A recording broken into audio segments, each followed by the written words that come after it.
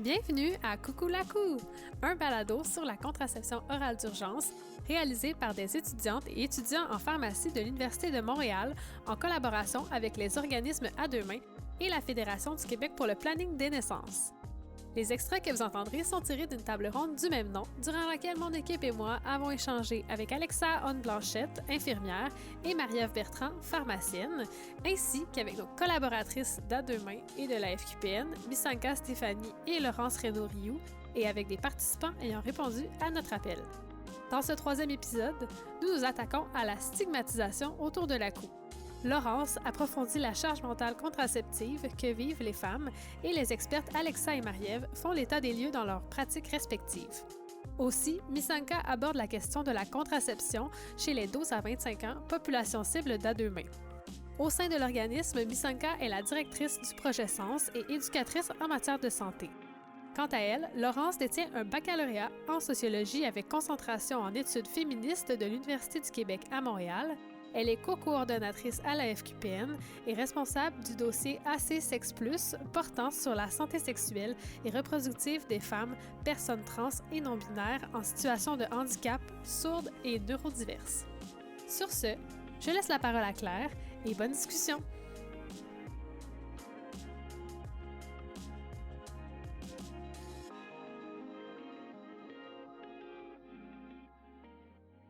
Pour ouvrir cette dernière thématique, on peut passer à un sondage qu'on avait préparé. Jonathan?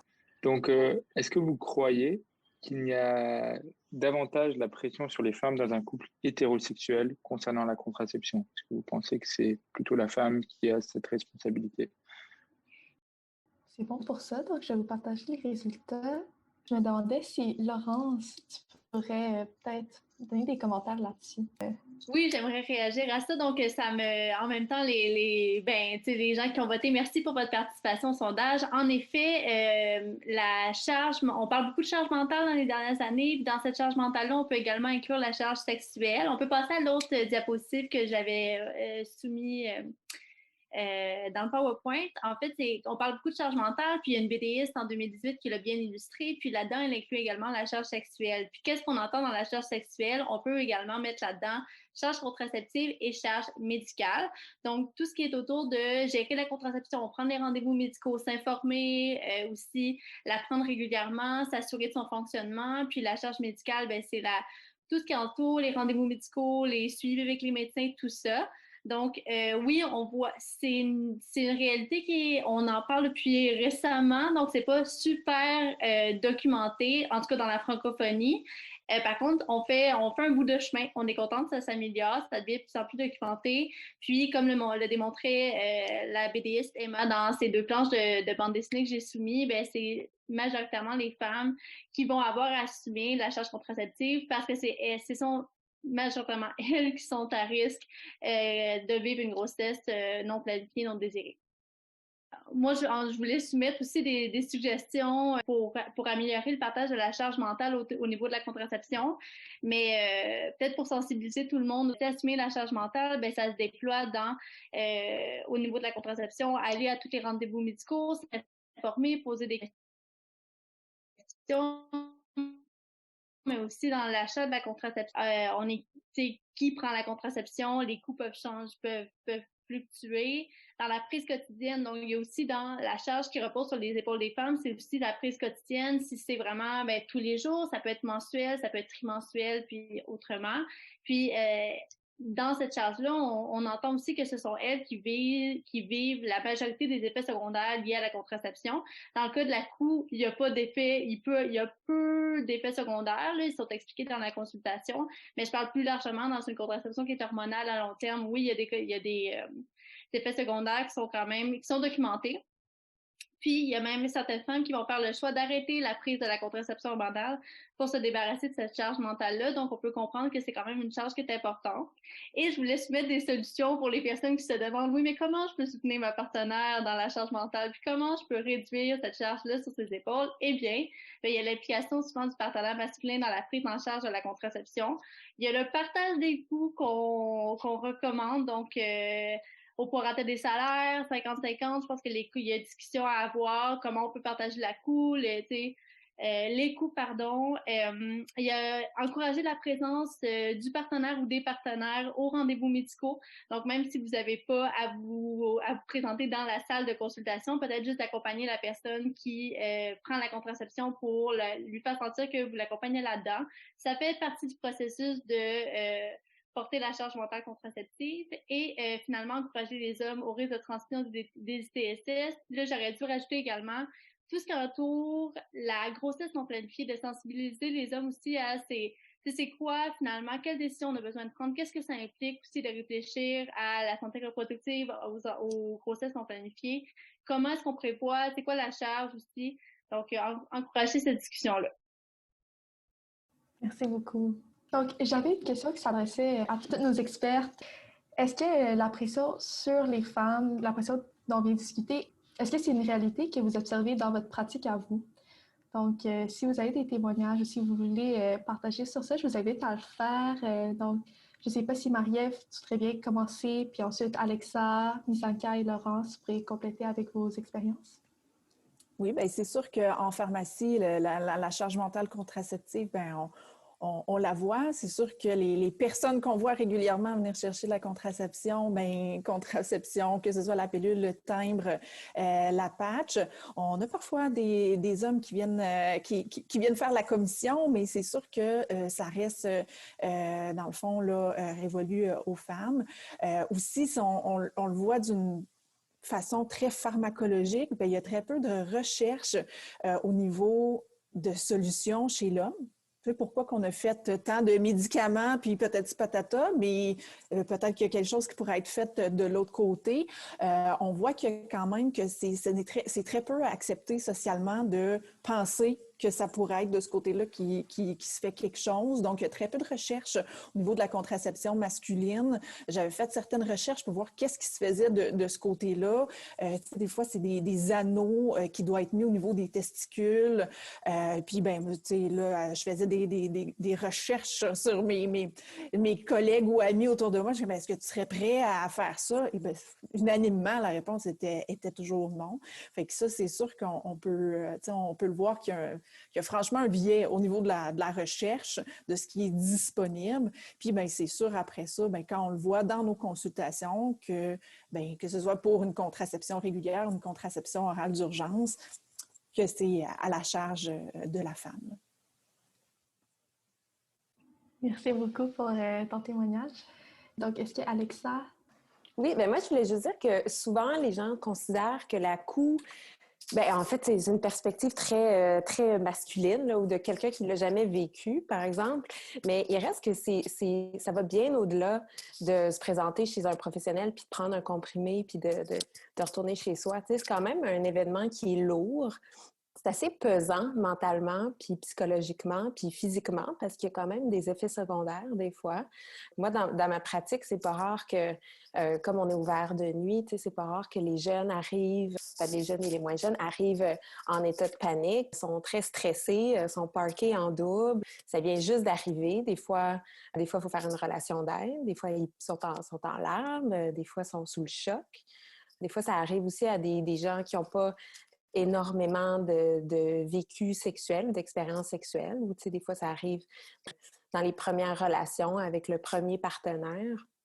Fait que c'est jamais quelque chose qui est banal, donner la COU. Ça peut être fait de manière très simple et harmonieuse et organique, mais ça peut aussi être un événement qui est assez stigmatisant, traumatisant. Je pense que pour ça, je trouve que c'est important que ce soit bien fait. Puis c'est important que ce soit fait dans la discrétion, puis de prendre le temps auprès des gens, parce qu'on ne sait jamais vraiment ce que ça génère comme réaction en bout de ligne chez la personne. C'est ça que je voulais dire. Merci beaucoup. Je vois Marie-Ève, elle met un petit cœur comme réaction. Et sinon, je demandais, Nisanka, puisque tu travailles dans un milieu qui est un peu plus avec les jeunes, ou peut-être tu avais une vision un peu plus différente? Oui, bien sûr, pour étant quelqu'un qui travaille avec les jeunes, donc 12 à 25 ans, non seulement souvent il va avoir la pression des partenaires et tout ce stress-là autour de ça, mais aussi il y a la pression des parents. La pression des parents dans le sens où des fois les jeunes ne sont pas confortables à aller chercher parce qu'ils ne savent pas qu'est-ce qu'ils peuvent et ne pas, qu'est-ce qu'ils doivent dire à les parents, qu'est-ce qu'ils peuvent ne pas dire à leurs parents, qu'est-ce qu'ils peuvent garder pour eux-mêmes aussi. Donc il y a toute cette question-là par rapport à ça aussi. Et aussi, étant adolescent, secondaire en général, en ce moment, il n'y a pas vraiment de cours d'éducation à la santé sexuelle qui sont assez inclusifs et soutenus pour les jeunes. Donc, il y a toute cette idée aussi de juste ne pas savoir en général et de se baser aussi beaucoup sur les rumeurs de ce qu'on a entendu, qu'est-ce que telle personne m'a dit. Donc, souvent, quand on fait de l'intervention, c'est vraiment comme un peu comme Alexa a dit, les jeunes arrivent comme à un niveau de stress qui est comme à 150%, comme le maximum du stress. La panique totale, c'est la fin de ma vie, fin de ma santé sexuelle, comme c'est fini pour moi. Et c'est vraiment de juste toujours aider les jeunes à comme redescendre un tout petit peu, dans le sens que oui, ça peut être stressant et tout, mais au fin des fins, comme c'est vraiment d'encourager l'autonomie, like bodily autonomy, l'autonomie de leur propre corps aussi, de se sentir confortable, de faire des choix pour lesquels ils sont confortables en général. Donc, en travaillant avec les jeunes de 12 à 25 ans, c'est vraiment cette idée-là, de comment déstigmatiser, mais aussi soutenir, puis aussi de garder en tête que quand tu prends la couche, quand tu prends n'importe quel autre moyen de contraception, c'est vraiment pour ton bien-être à toi aussi, genre pour ton confort à toi aussi. Et dans cet aspect-là de la couche et la contraception en général, c'est la personne qui, oui, doit avoir des discussions avec les partenaires et tout, juste pour être sur la même longueur d'onde, mais à la fin des fins, la contraception, la couche, tu la prends pour toi. Tu es au centre de ces décisions-là, donc de toujours arriver à se recentrer, même s'il y a le jugement des autres, même si on ne sait pas comment nos parents vont réagir, à la fin des fins, c'est pour toi. La grossesse, si tu la veux pas, tu la veux pas. Et ça, c'est bien correct aussi. C'est toujours d'encourager cet aspect-là. Merci, c'est vraiment touchant. Et ben, je vais laisser Laurence peut-être mettre la boucle sur ce point. Ben, Miss Anka, elle avait vraiment un beau. En tout cas, je crois qu'elle a tout dit. Là, pour moi, ça se rejoignait vraiment. On est dans la même visée. Puis, tu sais, c'est ça. Ouais, je pense que Miss Anka a bien fait de rappeler que c'est la personne qui prend la couche qui est au centre de décision finalement. Puis d'enlever tout le stress. Là, on partage vraiment cette vision-là aussi. Fait que j'ai rien d'autre à rajouter, Miss Anka. Tu as vraiment tout dit. Moi, j'avais une autre question en lien avec ça. Donc, vous avez abordé le sujet des impacts psychologiques que ça peut mettre sur la personne qui avait recours à la coupe. Donc, je me demandais, c'est quoi ces impacts psychologiques-là et c'est quoi les conseils ou des façons pour alléger cette charge? Ben, en fait, tu sais, on parlait depuis tantôt, on parle de la stigmatisation. Je pense que ça vient avec le discours qui est moralisateur, qui est encore très imprégné par rapport à la couche. Donc, tu sais, la question, quand je me préparais, il y avait toujours l'enjeu de dire, ben, est-ce qu'il faut banaliser l'acte de la couche? Puis moi, ça me faisait un peu titiller parce que je me dis, ben, c'est pas à banaliser, mais en même temps, quand on tient ce genre de discours-là, c'est pas, tu sais, fais attention, qu'est-ce que tu fais, pourquoi tu prends la couche, tu sais, prends-la pas trop souvent, ça rentre vraiment dans une espèce de discours de jugement anti-choix. Donc, il faut vraiment faire attention, peut-être les biens conscients des personnes qui interviennent auprès des jeunes ou même des professionnels. Travailler ces biens conscients-là. Pourquoi est-ce qu'on a notre première réaction? C'est peut-être, c'est normal parce que le discours ambiant, c'est ça. Notre première réaction, c'est peut-être de juger la personne qui vient la chercher, la couche, mais il y a plein de raisons qui peuvent amener une personne à prendre la couche. Ça peut être un échec de la contraception, comme on a dit. Ça peut être une agression sexuelle ou juste la vie. Donc, c'est de travailler sur ces biais inconscients-là. Puis, oui, qu'est-ce qu'on peut dire à une personne, en fait, pour que ça améliore son expérience de prendre la couche, les conseils qu'on peut lui donner. Puis, je pense que je vais solliciter l'aide de Mise en cas qui travaille encore avec une population plus jeune. Nous, on travaille majoritairement avec...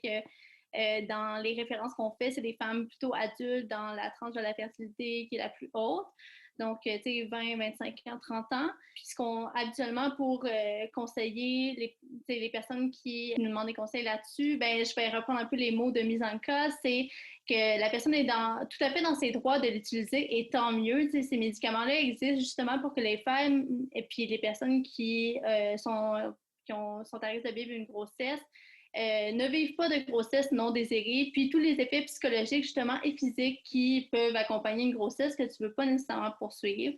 De rappeler que c'est quelque chose, encore là, moi je parle pour des adultes, donc on rappelle que c'est quelque chose de c'est confidentiel, puis que tu es au centre de la décision, que tes proches, tes amis, autres n'ont pas à être mis au courant si tu prends cette décision-là pour toi. Puis aussi, peut-être suggérer à la personne que si ça la stresse d'aller toute seule en pharmacie, bien, d'être accompagnée d'une personne de confiance. Ça peut être une amie, un membre de la famille ou une autre personne avec qui tu es à l'aise. Puis si la personne qui t'accompagne elle-même a déjà pris la cour, peut-être qu'elle peut faire les premiers pas pour toi, voir comment elle peut t'accompagner. Puis, sinon, elle peut toujours aller chercher de l'aide, une écoute active, bienveillante auprès des organismes qui sont pro-choix. Puis, j'en ai listé à la fin de la présentation PowerPoint pour que les gens peut-être réfèrent vers des organismes qui ont vraiment une écoute proactive puis pro-choix dans la liberté de choix. Donc, voilà. Merci beaucoup, Laurence, et merci beaucoup pour les solutions pour améliorer le partage de la charge mentale. Je trouve ça très intéressant. Je pense que ça peut aider plusieurs couples ou personnes en relation. On peut passer à la section des ressources. Donc, d'autres ressources qui sont à votre disposition pour vous si vous avez besoin d'aide ou de soutien lors de votre parcours. Donc, Laurence, je te laisse la parole pour les ressources de la FQPN. Je vais peut-être juste intervenir par rapport aux propos, en fait. Et tu sais, c'est moi qui les ai listés, là, fait que je vais prendre la parole. Mais en fait, c'est beaucoup de nos membres chez nous à la FQPN. Donc, grossesse de cours, SOS Grossesse à Québec en Estrie et s'explique. Sur le site Internet, c'est possible de trouver de l'information vulgarisée par rapport à la cour, vraiment, tu sais, qui est mise à jour régulièrement. Et finalement, pour les professionnels de la santé, je sais, des fois, peut-être que vous n'êtes pas au courant, mais la FQPN produit aux 2 ans le bulletin des ressources en avortement. Je sais que là, c'est pas directement relié à la COU, mais je me dis, si vous faites de la référence par rapport à l'avortement, par rapport juste à la prise de décision, à la poursuite ou non d'une grossesse, c'est bon de faire appel à ce bulletin-là parce que ça liste vraiment les ressources qui font les interventions, puis aussi des ressources communautaires qui sont pro-choix, parce qu'on sait qu'au Québec, il y a aussi des ressources qui sont anti-choix, qui se déguisent comme pro-choix, puis ça peut être mélangeant aussi de savoir où référer. Donc, ce bulletin-là est vraiment est vendu seulement aux professionnels de la santé, par contre, puis aux organismes communautaires qui œuvrent et qui font de la référence aussi. Merci pour ça. Et sinon, on peut passer aux ressources de l'organisme à 2 mains. Donc, Ms. Shankar, je te laisse la parole.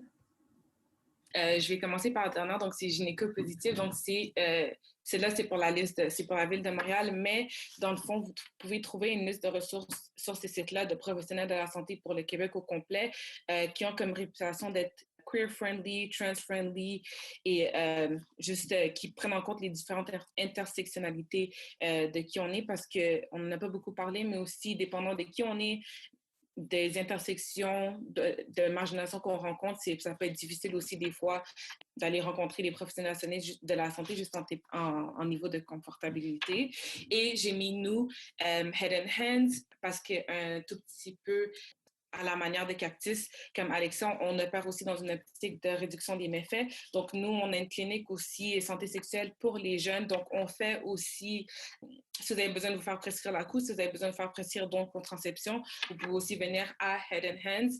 Et pareil, comme Alexandre mentionné, comme pour Cactus, on ne demande pas d'assurance ou de pièce d'identité. C'est vraiment juste pour le support. La seule chose qu'on a besoin de savoir, c'est si vous êtes entre 12 et 25 ans, puisque c'est notre mandat. Mais à part ça, il n'y a pas d'autres questions qui sont posées. Donc, c'est vraiment la confidentialité est mise de l'avant. Donc, on vous encourage à venir nous visiter si nécessaire.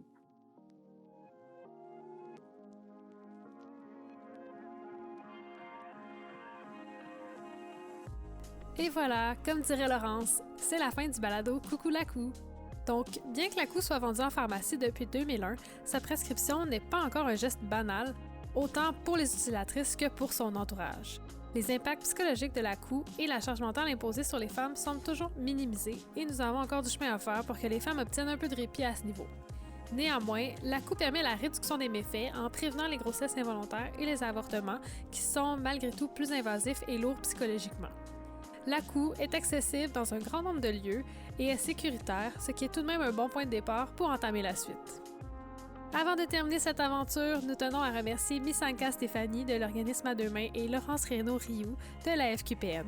Sans elles, la table ronde et ce balado n'auraient pas eu la même valeur. Merci à nos expertes, Alexandra Honne-Blanchette, infirmière, qui a gentiment accepté de participer à notre table ronde, et à Marie-Ève Bertrand, pharmacienne, qui a approuvé tous nos contenus, en plus de participer à l'événement virtuel.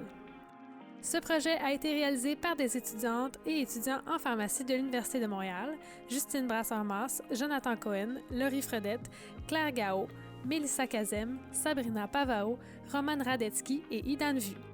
Merci à vous pour votre écoute et votre intérêt. Enfin, je vous dis bye bye la cou!